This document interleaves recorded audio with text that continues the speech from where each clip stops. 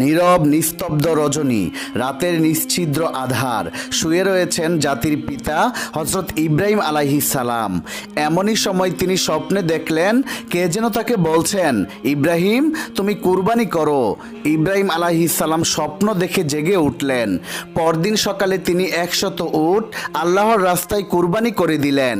পরের দিন আবার তিনি শুয়ে রয়েছেন, আবার ভেসে আসলো সেই দৈববাণী, কে যেন তাকে বলছেন, ইব্রাহিম তুমি আল্লাহর রাস্তায় কুরবানি করো।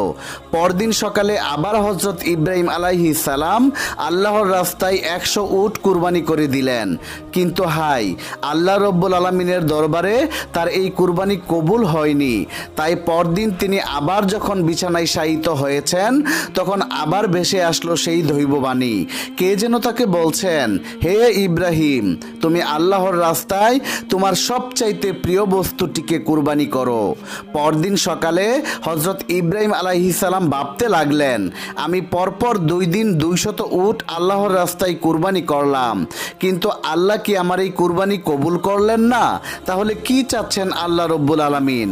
অনেক ভাবার পর ইব্রাহিম আলাইহিস সালাম দেখলেন আল্লাহ রব্বুল আলামিন আমাকে স্বপ্নে বলেছেন, ইব্রাহিম তুমি তোমার জীবনের সবচাইতে প্রিয় বস্তুটিকে আমার রাস্তায় কুরবানি করো।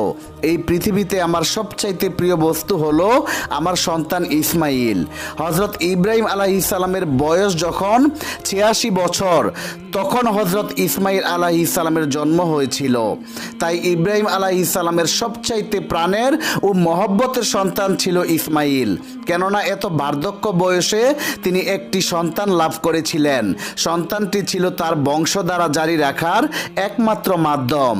কিন্তু আল্লাহ রব্বুল আলামিন যখন তাকে প্রিয় সন্তানটি কুরবানি করার জন্য আদেশ দিলেন, ইব্রাহিম আলাইহিস সালাম মনে মনে দৃঢ় সংকল্প করে বললেন, এটাই যদি আল্লাহর অভিপ্রায় হয় যে আমার ছেলেকে তার রাস্তায় কুরবানি করতে হবে, তাহলে আমি পিছপা হব না।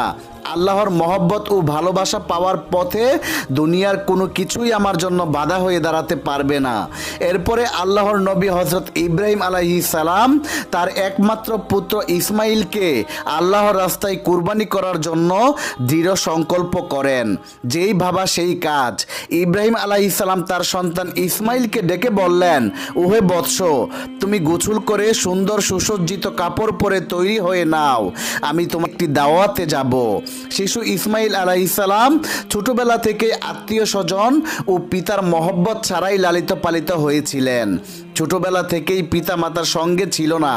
যখন বালক ইসমাইল আলাইহিস সালাম শুনলেন পিতা তাকে নিয়ে এক জায়গায় দাওয়াতে যাবেন, তখন বালক